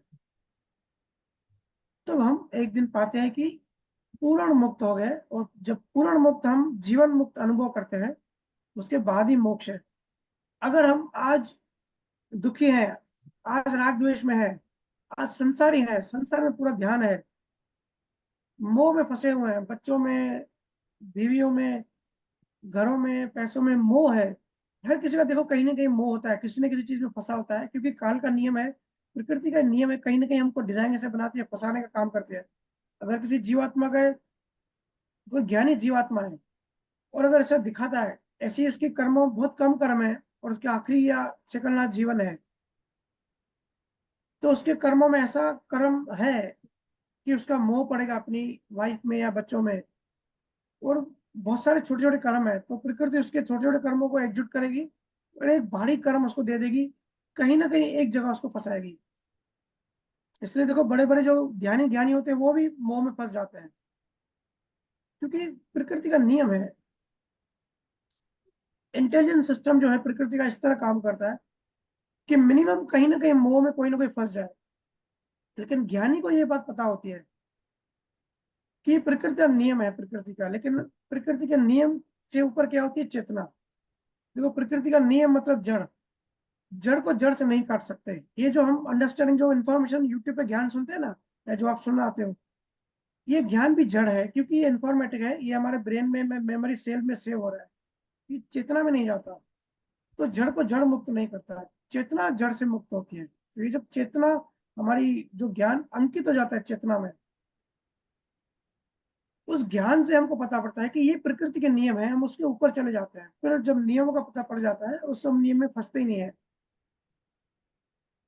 देखो यूएई, दुबई में, इंडिया में कोई आसानी चोरी करता है, लेकिन दुबई में कोई चोरी नहीं करता जल्दी, क्योंकि नियम का पता है कि इंडिया में पकड़े गए तो भी छूटना बड़ा आसान है, बहुत साल केस चलेगा, तो इतना रिलैक्स रहता है, इतना डर नहीं है। लेकिन दुबई में एंट्री मारते ही एयरपोर्ट के अंदर गए तो एक अलर्ट ने जागृति आ जाती है कि यूएई का नियम है, अगर चोरी करते हुए पकड़े गए तो हाथ काट देते हैं, और स्ट्रिक्ट नियम है, अच्छा कानून है। तो ये नियम है, हमको पता पड़ता है तो हम अलर्ट हो जाते हैं। ऐसे ही जब अध्यात्म मार्ग में हमको प्रकृति के नियम पता पड़ जाते हैं कि कौन सा नियम को कैसे फंसाता है, जब ये चीज पता पड़ जाती है, जागृति आ जाती है, तब हम अलर्ट हो जाते हैं। तब हम करने से हमारी प्रज्ञा, हमारी जागृति हमको रोकती है, तो फिर हम जल्दी उस मोह में नहीं फंसते, अंदर से हम बिल्कुल मुक्त होते हैं। बाहर ठीक है, बाहर की जो प्रारब्ध का जो मोह होता है वो हमको अटैच होता है, लेकिन अंदर में एक छुटकारा होता है कि कोई जिए कोई मरे, कोई कैसा भी है, कोई ठीक है कोई नहीं ठीक है, हर किसी के अपने अपने कर्म है। ऐसा भाव, ऐसी जागृति हमेशा हमारे अंदर लगी रहती है। ठीक है जी। जी भैया, राम राम। राम राम। Next question. अमित, आप अपना अनम्यूट कीजिए। अमित गर्ग।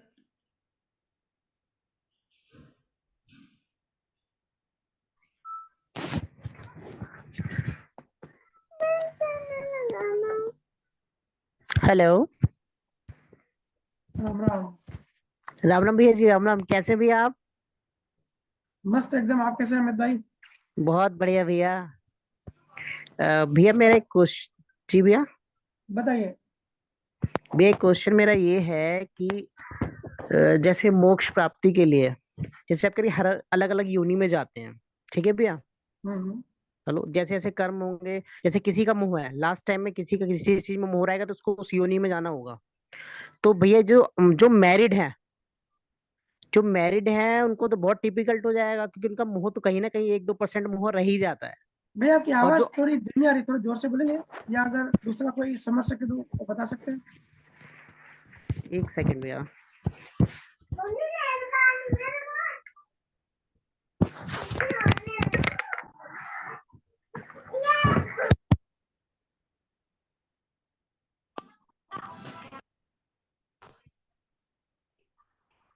ये आवाज क्लियर आई थोड़ी? जी बताइए। भैया मेरा प्रश्न ये है कि जो अनमैरिड हैं, उनके कोई बाद में तो कोई इतना वो तो रहता नहीं है कि कोई मोह या कुछ ऐसा लास्ट टाइम में।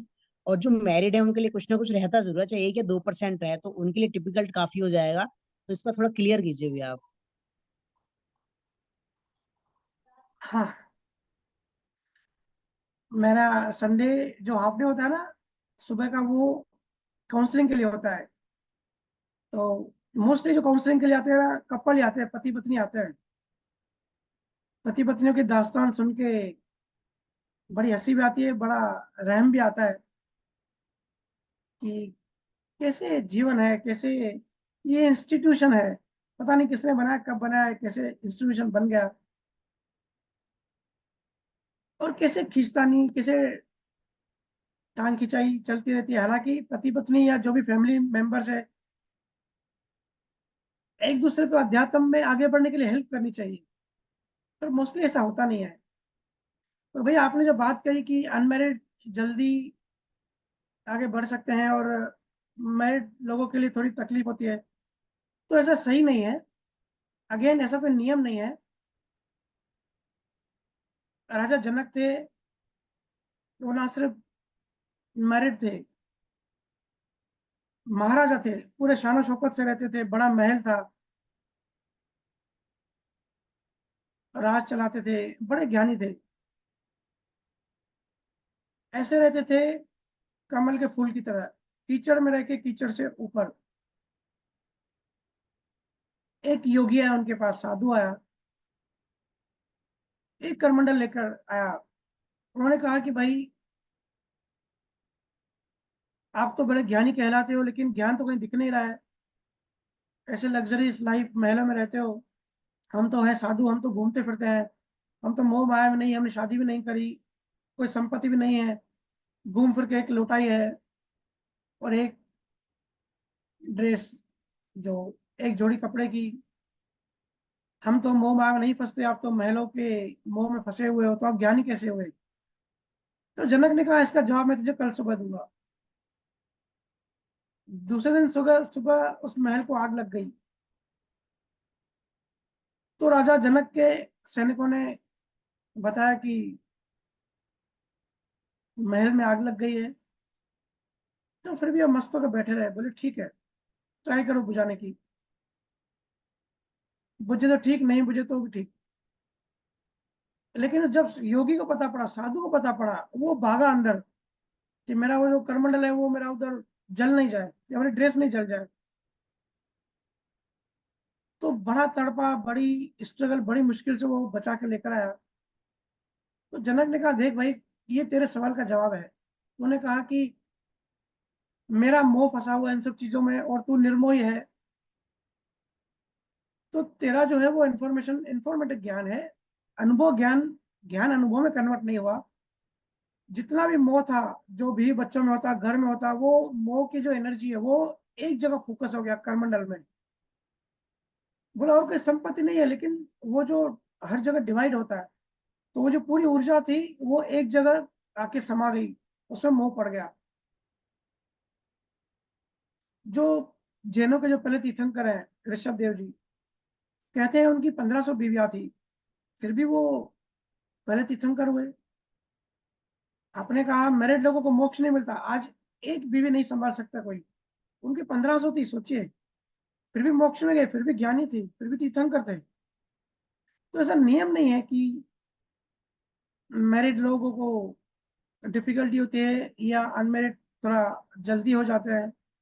बहुत सारे अनमेरिड हैं जो शादी तो नहीं हो रही है, लेकिन पूरे दिन मन में शादी की सोच ही चलती रहती है, शादी का थॉट चलते रहता है। एटलीस्ट जो शादी जिसने कर ली उसको तो पता है ये तो, इसमें तो कुछ है नहीं, जितना क्रेज था, जितना पागलपन थे शादी से पहले, शादी कर ली इतना कुछ तो मिला नहीं है। जो मैरिड है उनको अनुभव होगा। तो जो जिनकी शादी नहीं हुई है, उनकी वासना, उनकी पीड़ा ज्यादा होती है, क्योंकि जो चीज नहीं मिली होती है उसकी अट्रैक्शन ज्यादा होती है, वो दूर होती है, वो उल्टा ज्यादा फंसे हैं। उनको जब मैं कहता हूँ कि भाई भजन भक्ति ज्ञान, बोलते भैया कोई अच्छी लड़की है तो बताओ, पहले शादी कराओ। मैं कहता हूँ भाई ज्ञान की बात कर, वो कहता नहीं पहले शादी हो जाए फिर ज्ञान की तो जिंदगी पड़ी है। तो उनकी रुचि, उनका इंटरेस्ट, क्योंकि पास्ट लाइफ के संस्कार हैं, वो ज्ञान में फोकस ही नहीं कर पाते। और शादीशुदा लोग बेचारे बहुत सारे लोग दुखी होते हैं, बोर हो जाते हैं रोज रोज लड़ाई झगड़े से। और जो संसार का क्रेज होता है, जो बीवी का क्रेज होता है या हस्बैंड का क्रेज होता है, घर का क्रेज होता है, या शादी हो जाती है तो फिर पीछे पड़ जाते हैं परिवार वाले कि भाई बच्चा कब कर रहे हो। ये सीरीज पता है ना, पहले लड़का कुंवारा होता है तो लोग पूछते हैं भाई मंगनी कब कर रहे हो, मंगनी का क्रेज डाल देते हैं। फिर जब मंगनी होती है तो सब पीछे पड़ते हैं कि शादी कब कर रहे हो। फिर शादी के पीछे क्रेज बन जाता है। फिर शादी हो जाती है तो फिर वही रिलेटिव खून पीते हैं कि बच्चे कब पैदा कर रहे हो। तो इसमें ये पूरी जिंदगी निकल जाती है कि वो यात्रा और रस्सी से बांध के हमको भगाते ही रहते हैं कि भाई रिलेटिव्स का फोर्स है बच्चे पैदा करना है। तो फिर बच्चे पैदा हो जाते हैं तो बच्चों में फिर क्रेज हमारा खत्म हो जाता है।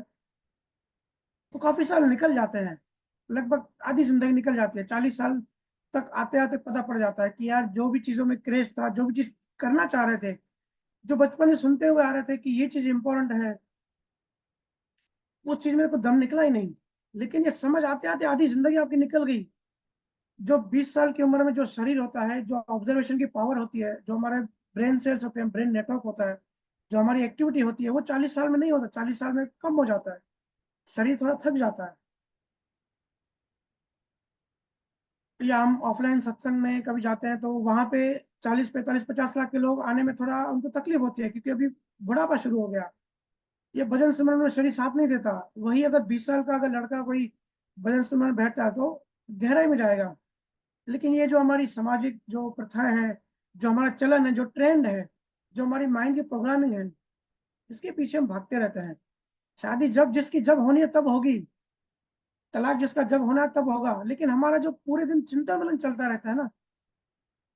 अब शादी होती है 5 साल बाद, लेकिन डेली लड़कियों के लड़कों के वो जो शादीराम घर जोड़े होते हैं बीच वाले, वो बायोडाटा भेजेंगे, वो बायोडाटा स्टडी करो, पढ़ो, कुंडली मिलाओ, इंक्वायरी करो, ये अच्छा है नहीं अच्छा है, एनालिसिस करो। अलग अलग भाव बनते हैं कि पैसे वाला घर मिले, गरीब घर मिले। तो इसमें हमारा बहुत सारा समय, बेचारा एक आम इंसान का समय खराब हो जाता है। फिर भी शादीशुदा की तो सब क्रेज खत्म हो जाता है। और जो दुखी होते हैं वो पहले भागते हैं परमात्मा की तरफ कि भाई अभी संसार में दुखी हैं और संसार में कोई रस मिल नहीं रहा है। तो भागते हैं कि चलो अध्यात्म में देखते हैं कुछ मिलता है क्या। तो ये उल्टा है, क्योंकि कुंवारे लोगों में बायोलॉजिकल अट्रैक्शन ज्यादा होती है तो डायवर्जन हो जाता है। मैं बहुत सारे बच्चों से बात करता हूँ। सबसे बड़ा जो बच्चों के सामने आज जो क्रेज है या जो डायवर्जन है, जो ना उनको करियर पे फोकस बच्चे कर पाते हैं, ना घर में और किसी अच्छी चीज को सीखने के लिए, ना ही ज्ञान में आगे बढ़ने के लिए। बच्चे बेचारे फंस जाते हैं पूरी वासनाओं और वासनाओं के जो मॉड्यूल्स हैं, किताबें हो गई, वीडियोस हो गए, इंस्टाग्राम हो गई। इतनी चालाकी से वीडियो बनते हैं कि जो बच्चा देखता है, थोड़ा भी देखता है, तो बेचारे का ध्यान पूरा वहीं चला जाता है, तो निकल नहीं सकते। और आधी चीज का हमेशा अट्रैक्शन ज्यादा होता है, ये मन का नियम है। जो भी चीज हमको मिली नहीं लेकिन हमको दिख गई तो फिर मन ज्यादा अट्रैक्ट करेगा। और जो भी चीज हमको मिल गई उसका अट्रैक्शन, उसका क्रेज, उसमें इंटरेस्ट खत्म हो जाता है। तो जो कुंवारे हैं उनका ज्यादा डाइवर्जन होता है, ज्यादा डाइवर्ट होता है, फोकस नहीं होते हैं, बेचारे बिखरे हुए पड़े रहते हैं, उनकी ऊर्जा बिखरी हुई होती है। इसलिए मेरे से सब पूछते हैं कि आजकल बच्चे डिप्रेशन में क्यों जा रहे हैं। क्योंकि बच्चे के अंदर बहुत सारे बायोलॉजिकल हार्मोन्स बन रहे हैं, बायोलॉजिकल प्रोसेसेस हो रहे हैं, उनकी बॉडी रोज चेंज हो रही है। माँ बाप ये बात समझ नहीं सकते। ऊपर से सोशल मीडिया, मोबाइल, दोस्तों के साथ वैसी बातें, ऑनलाइन इंटरनेट, वो आग में घी डालने का काम करता है। फिर बच्चा फोकस नहीं कर पाता। एक ही इंटेंशन होता है कि भाई जल्दी शादी हो जाए, या शादी न भी हो जाए तो भी ध्यान तो डाइवर्ट उन चीजों में होता ही है। इसलिए पहले गुरुकुल का नियम था, 25 साल तक गुरुकुल में सिर्फ पढ़ाते थे, स्टडी कराते थे, ब्रह्मचर्य का पालन कराते थे। और देखो किसी को जबरदस्ती ब्रह्मचर्य का पालन करा भी नहीं सकते। और ये जो साधु घूमते हैं ना कि हम ब्रह्मचारी हैं, वो बाहर से ब्रह्मचारी होते हैं, उनका मन उसका उल्टा होता है। जीसस ने कहा है ना कि अगर तुमने मन में व्यभिचार किया मतलब कर दिया, मतलब वही बात कि मन में अगर भाव किया तो आपने कर्म बना लिए, भले फिजिकल रूप में नहीं आया लेकिन मन में तो हुआ ना। देखो मन और शरीर एक ही है, शरीर से जो भी करते हो अगर मन में वैसा भाव किया तो अभी आपने वो सूक्ष्म रूप में कर ही दिया, कर्म बना लिया, बीज बना लिया। सिर्फ वो एक समय, उस समय के अंतराल के बाद वो फिजिकल रूपक में आएगा। तो गुरुकुल में पहले ध्यान कराते थे। ध्यान क्यों कराते थे? क्योंकि ब्रह्मचार्य अगर उनको फॉलो करेंगे तो उनके जो हार्मोन्स बन रहे हैं बॉडीली वो उनके ऊपर हावी हो जाएंगे, तो उनको ज्ञान देते थे, आध्यात्मिक ज्ञान। हमेशा मन ज्ञान से ही कंट्रोल में आता है, मन को कोई कंट्रोल नहीं कर सकता। ज्ञान, आध्यात्मिक ज्ञान, आध्यात्मिक ज्ञान कहने से भी और एक अच्छा वर्ड है आध्यात्मिक स्पिरिचुअल अंडरस्टैंडिंग। जब किसी को अंडरस्टैंडिंग आ जाती है तो पता पड़ता है कि मेरे शरीर में क्या चेंजेस हो रहा है, मेरे ब्रेन में कैसे रिएक्शन, कैसे केमिकल बन रहे हैं, ये जो डायवर्जन है ये क्यों हो रहा है, क्योंकि शरीर के जो हार्मोन है वो बना रहा है। और ज्ञान क्या कहता है? ज्ञान कहता है कि जागृत रहो, अपने मन को ऑब्जर्व करो। तो जो जागृति में 20 साल का लड़का लड़की अगर जागृत है तो उसके ऊपर इतना हावी नहीं होगा, फिर वो अध्यात्म में ज्यादा स्पीड से ग्रो करेगा, ज्यादा डीप में, गहराई में जाएगा। लेकिन हमारे समाज का, हमारा नियम, खास करके हमारे हिंदुस्तान में रहने का ढंग ऐसे है कि बेचारे बच्चे पैदा हुए नहीं कि प्रोग्रामिंग शुरू हो जाती है, लड़की बड़ी हुई नहीं कि शादी कब करा रहे हो। तो लड़की भी सुन सुन के एक सपने बांधती है कि मेरी शादी होगी, कोई सपनों का राजकुमार आएगा, मैं वहां खुश रहूंगी, और फिर मैंने अभी जो जीवन नहीं जिया मैं पति के घर जाके जीवन जीऊंगी। यही सब में उसकी जीवन, उसके एक्सपेक्टेशन बन जाते हैं।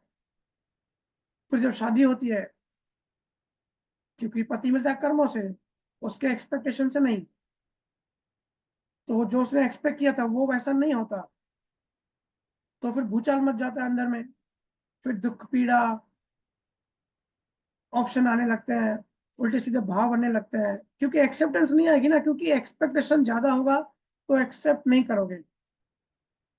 जितनी एक्सपेक्टेशन ज्यादा उतनी एक्सेप्टेंस कम, जितनी एक्सेप्टेंस ज्यादा उतनी एक्सपेक्टेशंस कम। जितना स्वीकार करोगे उतनी उम्मीदें कम बनेगी, जितनी उम्मीदें ज्यादा करोगे उतना स्वीकार कम करोगे। तो फिर हमारी समाज ही कुछ ट्रेंड, कुछ सिस्टम ही ऐसा है कि ना चाहते हुए भी ज्ञान से, अध्यात्म से, इसलिए तो बच्चे दूर भागते हैं, क्योंकि बाहर से वो ज्ञान सुनते हैं, अंदर में उनको शरीर धक्के देता है, काम आसना। चलो यार, छोड़ो सत्संग को, छोड़ो भजन को, बंद करो कबीर की किताब को, जाओ मॉल में, ग्लैमरस कपड़े पहनो, ऐसा मेकअप करो।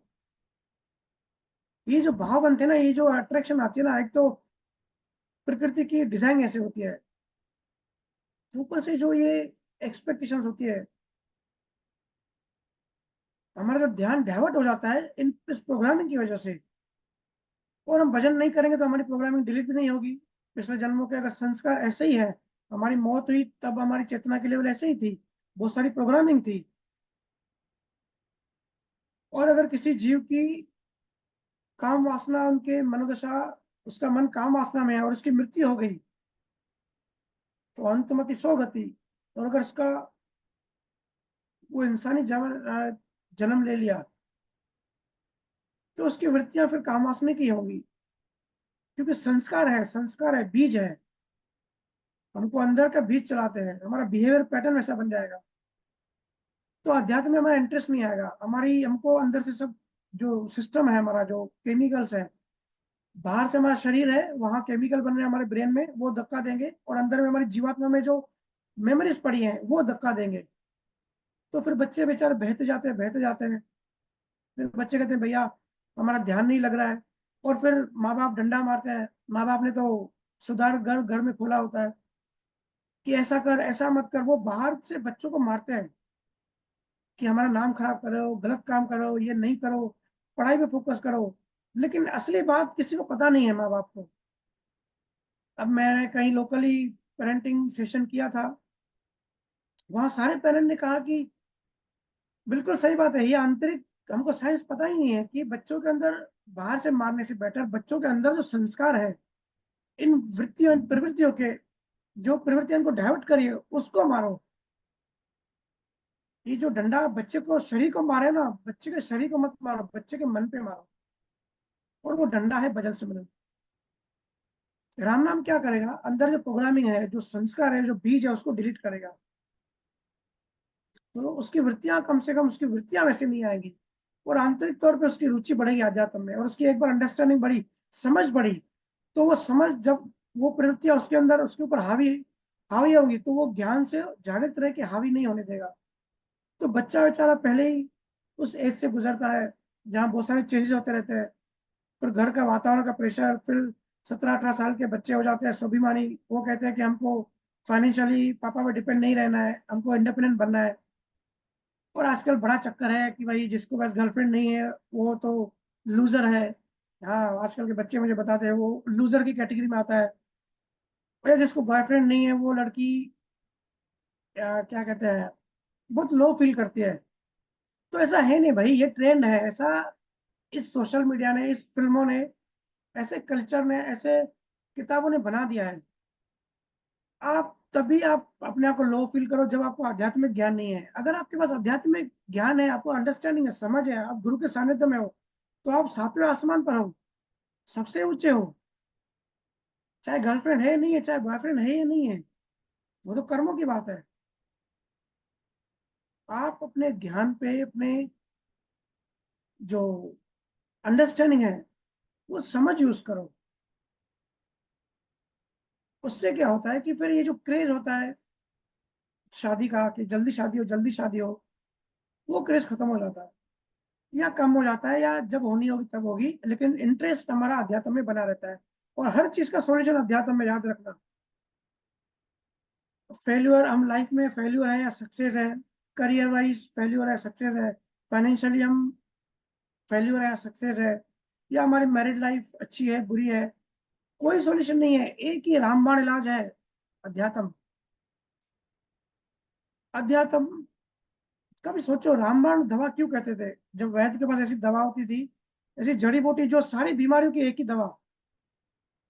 आजकल एक मेडिकल साइंस जो एलोपैथिक है, उसके पास ऐसी दवा नहीं है, हर बीमारी की अलग दवा है, क्योंकि बेचारे के पास आध्यात्मिक जुड़ा हुआ नहीं है।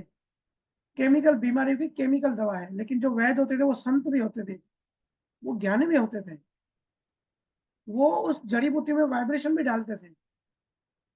और ऐसी जड़ी बूटियां होती थी अकबर के जमाने में, आप हिस्ट्री जब भी आप स्टडी करेंगे, बहुत सारी बीमारियां, दवाई है, उसका नाम होता था रामबाण औषधि, रामबाण इलाज, कि ये इलाज करेगा ही करेगा, और सारी बीमारियों का।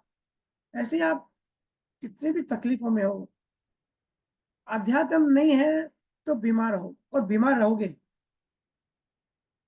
आध्यात्मिक ज्ञान है, और आध्यात्मिक ज्ञान का मतलब इंफॉर्मेटिव ज्ञान नहीं।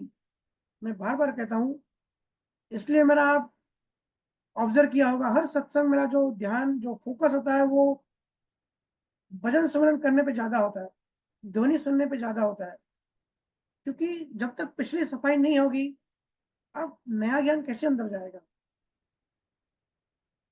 चाय के कप में आप फुल चाय भर दो, नई चाय उसमें नहीं जाएगी, वो ओवरफ्लो होगी। अच्छी क्वालिटी की चाय डालने के लिए आपको पिछली जो चाय पड़ी है वो आपको खाली करनी पड़ेगी। और खाली कैसे करें। अब गए एक सत्संग में, कई 5-10 लोगों के सत्संग में ज्वाइन किया कि भाई मैं आत्मा हूँ, सुन के आ गए और मस्त ब्रह्म में पड़ गए कि ध्यान नहीं करना है, बस मैं आत्मा हूँ।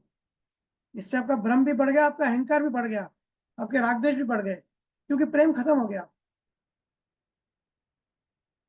फिर अज्ञान का रास्ता, अज्ञान के लेयर्स बढ़ते जाएंगे, क्योंकि अंदर जो पिछले जन्मों का कचरा पड़ा है उसका क्या।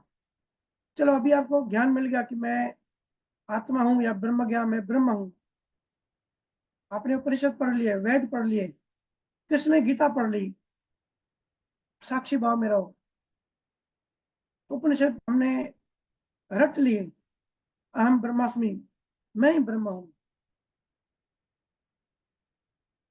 लेकिन अंदर जो कचरा पड़ा है, क्योंकि आपका बिहेवियर पैटर्न जो है, ये साइकोलॉजी, जब अध्यात्म साइकोलॉजी मिक्स करते हैं ना, तब असली बात पता पड़ती है, नहीं तो आधी बात पता पड़ती है। इसलिए मैं कहता हूँ कि सुखराम जी महाराज, कबीर साहब बहुत बड़े वैज्ञानिक थे, क्योंकि साइकोलॉजी का भी ज्ञान था उनके पास कि मन कैसे काम करता है। पिछला कचरा जब तक डिलीट नहीं होगा, आपका बिहेवियर पैटर्न कैसे चेंज होगा? इस जन्म में वैसे के वैसे संस्कार है, आपकी मान्यता है, रॉन्ग बिलीफ सिस्टम है, वो चेंज कैसे होगा? आप अभी अपने आप को जेंट्स मानते हो, अगर आपको हिप्नोटाइज किया जाए और आपको कहा जाए कि आप लेडीज हो, तो आप अपने आप को लेडीज मानोगे। लेकिन जो जेंट्स मानने की जो मान्यता है वो तो अंदर है ही। जब भी आप होश में आओगे ना, आप वापस उसी अवस्था में आओगे कि मैं जेंट्स हूँ।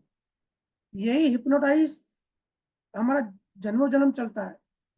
हम इस जन्म में बाहर से हम सुना कानों से कि भाई मैं आत्मा हूँ, लेकिन हमारे अंदर में जो संस्कार है, जो बीज है, वो मानते हैं कि मैं आत्मा नहीं हूँ, मैं तो शरीर हूँ। ऐसा हमारा मान्यता का सिस्टम है। लेकिन थोड़ी देर के लिए हम हिप्नोसिस हो गए, हिप्नोटाइज हो गए कि मैं आत्मा हूँ, मैं ब्रह्म हूँ। लेकिन मौत में वो हिप्नोसिस टूट जाता है, फिर नए जन्म में फिर से नया हिप्नोसिस। तो ये हिप्नो माया मतलब हिप्नोटिज्म। तो भजन सिमरन इसको डिहिप्नोटाइज करता है, भजन सिमरन इसको तोड़ता है। ये है असली बात। इसलिए भजन सिमरन करो, सत्संग सुनो, वो तो अच्छी बात है। इसके लिए ध्यान और ज्ञान पैरेलल चलना चाहिए, साथ में चलना चाहिए। लेकिन कोशिश करो भजन सिमरन ध्यान मिस ना हो। अच्छा हुआ, अच्छा नहीं हुआ, कम समय बैठे, ज्यादा समय बैठे, ये अनुभव हुआ, वो अनुभव हुआ, वो बात की बात है। लेकिन गुरु आज्ञा समझ के, ड्यूटी समझ के बैठो जरूर, पांचों इंद्रियां बंद करके। जी भैया वो मैं बड़ा जी काम करे। भैया, सुबह शाम दोनों टाइम करता हूँ भैया। ठीक है जी। जी भैया। ठीक है अमित भैया। जी भैया बिल्कुल जी भैया, आपने बहुत अच्छा बताया भैया पूरा तो विस्तार अभी से। समय हो गया, अभी सत्संग को विराम दें यहीं। ठीक है, विराम देते हैं। सभी संतों को जी बहुत बहुत भैया। धन्यवाद। ऐसे ही सवाल करते रहिए और मिक्सचर करके समाधान हम सबका होता रहेगा। खुश रहिए, मस्त रहिए, भजन सुमन करते रहिए और ज्ञान शेयर कीजिए। बहुत बहुत धन्यवाद।